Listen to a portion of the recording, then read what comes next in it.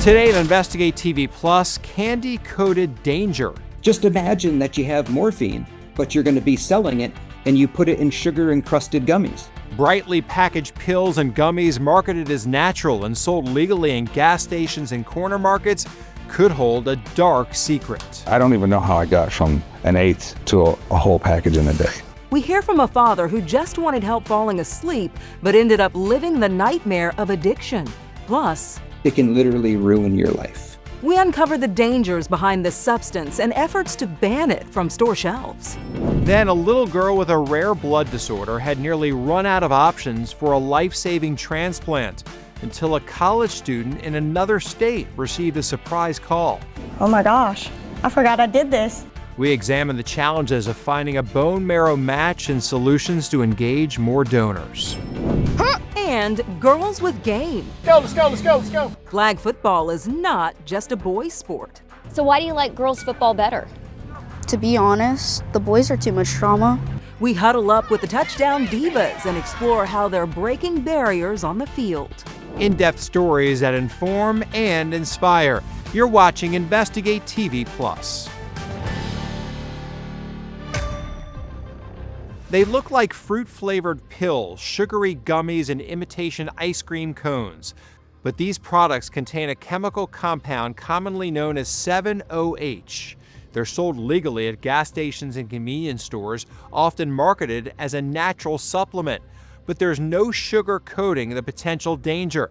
I'm Lee Zurich. And I'm Tisha Powell. The Food and Drug Administration warns 7-OH could drive the next wave of the opioid crisis. 7-OH is a concentrated byproduct of kratom, a tropical tree native to Southeast Asia. Kratom's leaves are dried or powdered and used in teas or capsules.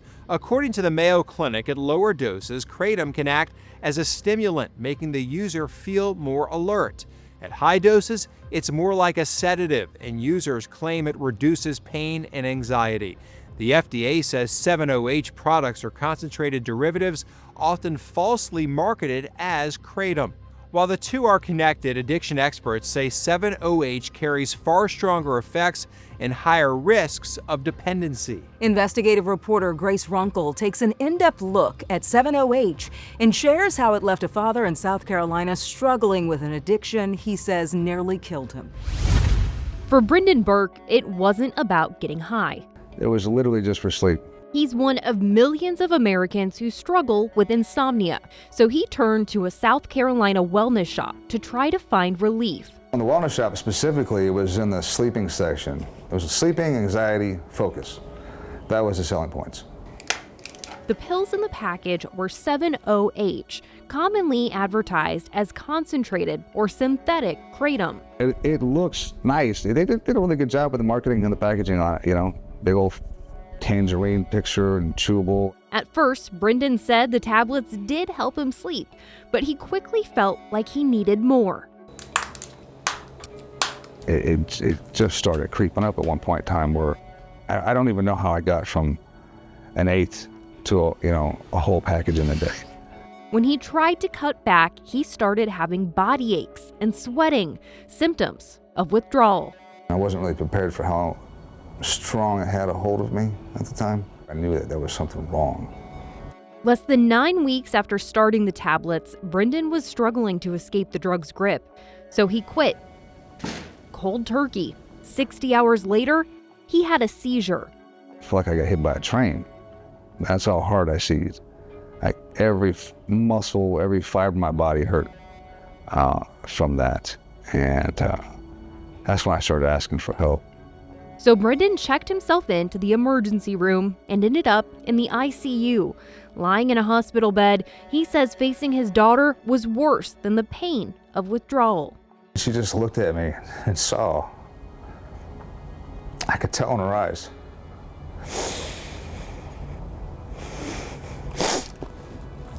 She looked disappointed. I wouldn't want anybody else's kids to have them see them like that. You know, it's easy to see how, if I didn't have a reason to fight, this could easily destroy my life. Thinking about her safety, his pain turned to anger. This stuff is just sitting in arm's reach from her. The average person walking in there looking for something to help them with sleep, stress, focus, anything is not going to know. 7-OH is made of concentrated mitragynine, a compound found in only trace amounts in whole leaf kratom. Unlike natural kratom, it's an opioid-like substance and it has a high potential for abuse, something you can't necessarily tell by looking at the box. Just imagine that you have morphine, but you're going to be selling it and you put it in sugar-encrusted gummies. A lot of the products are fruit-flavored, some are mint-flavored, a lot of the products are brightly colored, some products have mascots that are associated with them, and all of those things look like the candy that's to the left and to the right of where they're selling the products in the gas station. Dr. White says you can't predict how opioids will affect you, and it's why you should talk to your doctor before you try a new medication or supplement. It can really sneak up on you.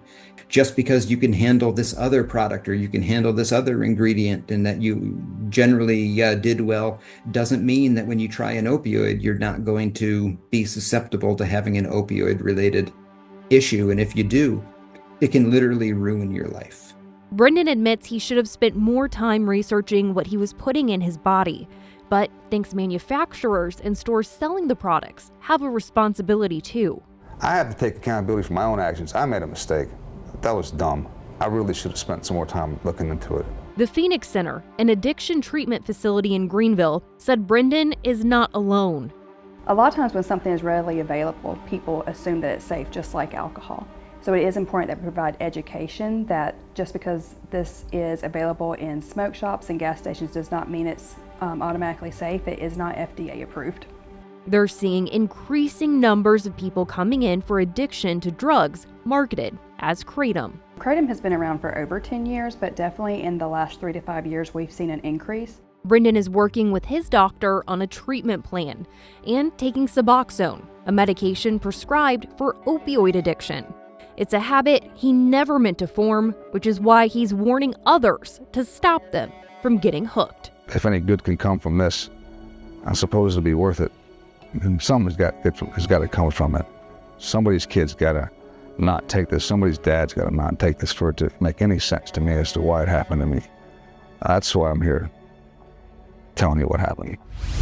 In July 2025, the FDA issued warning letters to 7 companies it says were illegally marketing 7-OH products, including the maker of 7-Tabs, the brand Brendan says he took. The letter requested a written response within 15 working days, outlining specific steps the companies have taken to correct any violations. We reached out to 7-Tabs, but we have not received a response. In Greenville, South Carolina, I'm Grace Runkle. During that same month, the FDA pushed for a ban on 7-OH, calling it highly addictive and unregulated. Todd Underwood is the president and CEO of MIT Wellness, which makes and markets products containing kratom. He says unlike 7-OH, the goods his company sells are all natural. Underwood agrees with federal public health officials who have called for a total ban on 7-OH. Something we could easily do. It's something we refuse to do. Personal accountability comes into play here. Still ahead, a critically ill little girl nearly missed receiving her perfect match and second chance. They sent something in the mail, and at first I thought it was spam mail. We examine the effort to find and maintain bone marrow donors and how one special connection can change a life. Then later, expanding your kitty's kingdom. While dogs are cooped up in a kennel, cats can enjoy the perks of the outdoors without any of the pitfalls. We explore the catio craze and introduce you to a builder designing feline-friendly enclosures.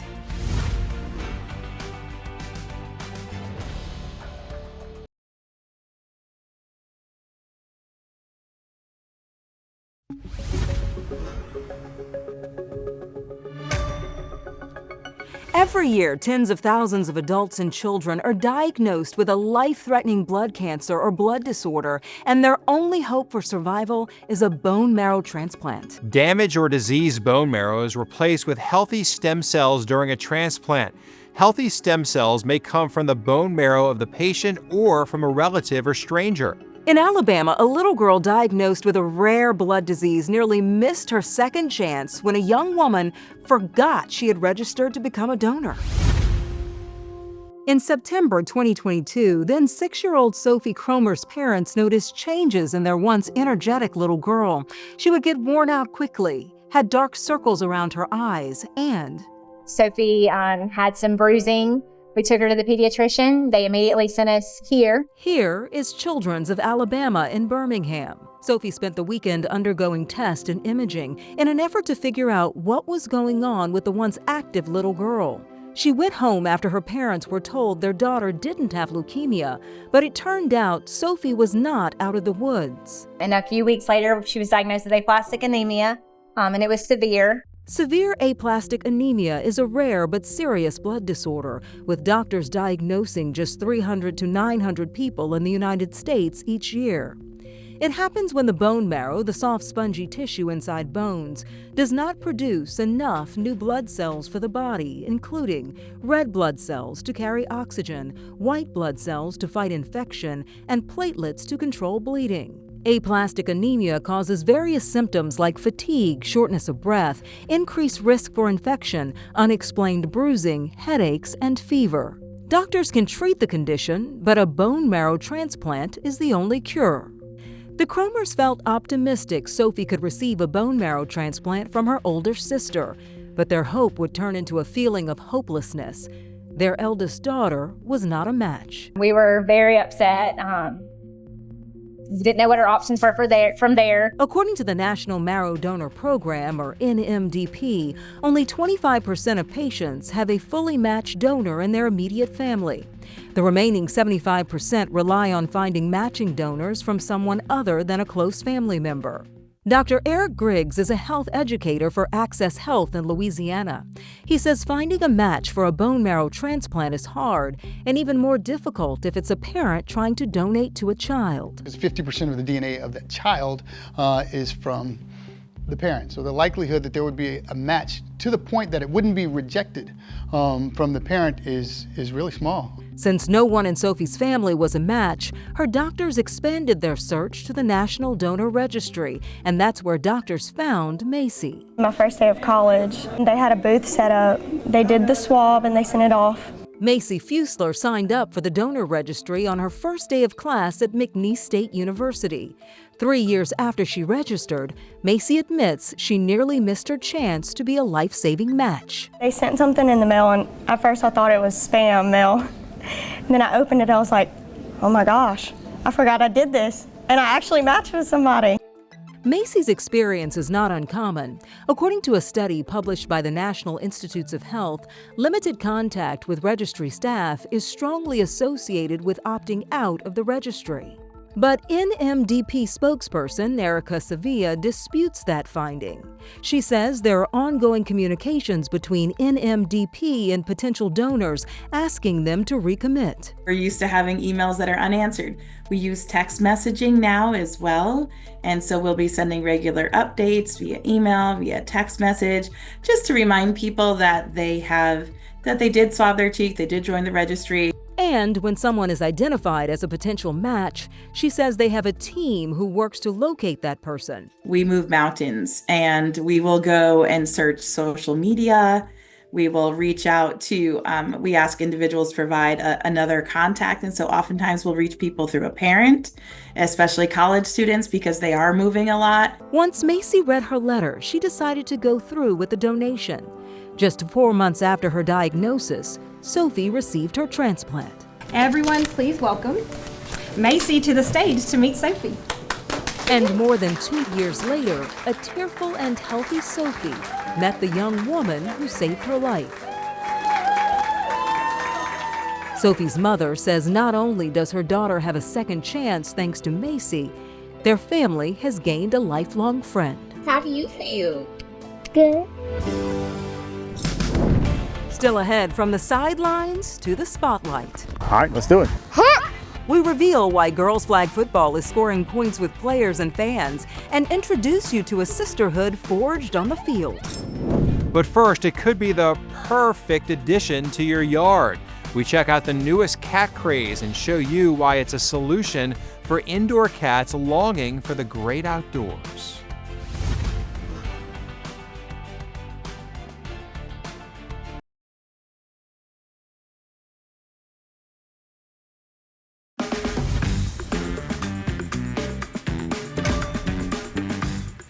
ear scratches, belly rubs, maybe even a favorite treat. Maple, my dog, loves cheese, you know. Every now and then we give it to her. These are just a few ways we shower our pets with affection. Another way to show love for a favorite feline or playful pup involves opening your wallet. The most recent data from 2024 shows owners spent nearly $152 billion on their pets. And in 2025, the amount is expected to be higher. Of that total, nearly $66 billion went to pet food and treats, and $13 billion for other services, such as boarding and grooming. But some cat owners are spending big bucks on elaborate outdoor enclosures for their finicky feline. Reporter Joshua Skinner takes us to Athens, Georgia, and shows us Catio Bob's cat-approved creations.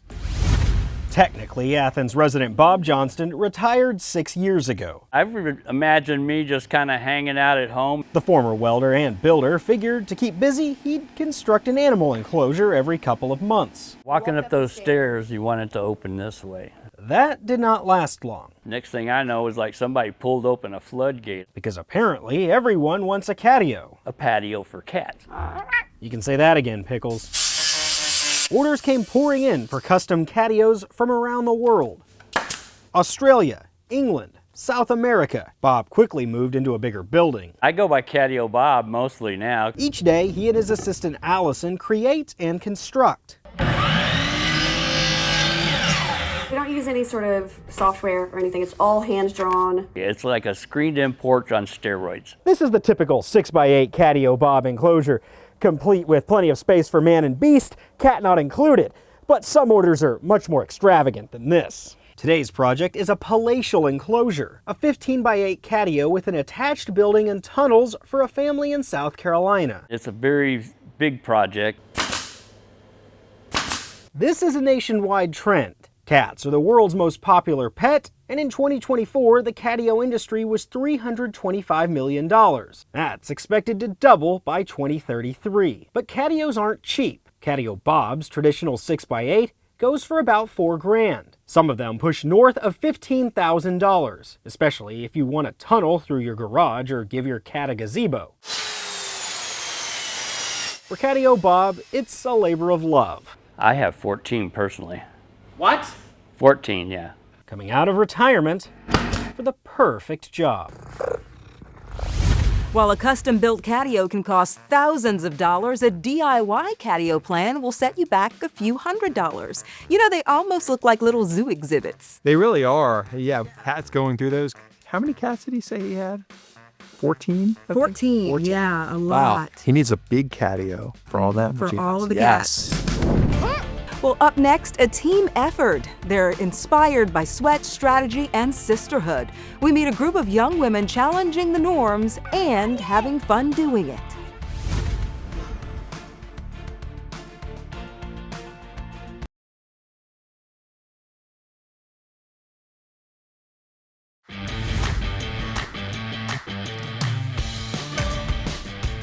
Some girls in South Carolina are proving flag football isn't just a game, it's a movement inspiring young women. Reporter Lauren Korn has the play-by-play on the Touchdown Divas. Hit it. Now. Braids flying and hearts pounding, with flashes of bright pink whizzing by with each sharp pass. I'll take that all day. It's the sweat, strategy, and sisterhood that make up the Touchdown Divas. Because we're the baddest of them all. 10-year-old Skylar Jobe, 11-year-old Chloe Bohart, and 10-year-old Riley McCourt All right, let's do it. are part of the first Gridiron All-Girls Flag Football League in Myrtle Beach. It's all girls. There's no boys. And they relish every moment of it. It's just a lot easier to play and to... You can really relate to them better. Yeah. So why do you like girls football better? To be honest, the boys are too much drama. The Touchdown Divas are 4th through 6th graders, spending 8 weeks learning or perfecting the plays before hitting the turf. But that's not all. The memories we make and the friendship that we have. Bring it in. Because we win as a team, we lose as a team. We get hyped and we get low sometimes, but we always have to get back up. The rules are simple. Bring the energy, bring the skills, bring the fun, Just remember, No boys. No boys allowed. No. Except dads. Except dads. that's because 2 of them are the coaches. Skylar's dad is the offensive coordinator, and then there's head coach Doug Bohart. D him up. Samantha, over here. Kenzie. Who loves teaching his daughter Chloe and the team. As a father of 2 girls, I think it's just cool to see they can do just everything the boys can do, and a lot of times do it better. I think they listen better. I think they want to learn better. Okay, guys, we're cooking right now. And he's impressed with how they treat each other both on and off the field. They're, very supportive of some of their teammates and cheering each other on and picking each other up and, just really teaching them that in order to be successful, we need to do it as a team. What do you think? You're having your dads coach you. We will cherish these moments as much as we can. Boom, there it is. I want to try my hardest for him because, it won't last forever. Adriana's got the ball. And they also, their dads yell at them harder than us. Come on, let's go. Let's go. They hustle with pride, wearing a reminder that it's all about attitude, effort, and their unbreakable bond. All right. Everybody in! Your teammates will always be there for you. Perfect. 1, 2, 3, Divas! We want to congratulate the Touchdown Divas for winning their division championship. And that's it for us on Investigate TV Plus. I'm T. Chappelle. And I'm Lee Zurich. Thanks for watching.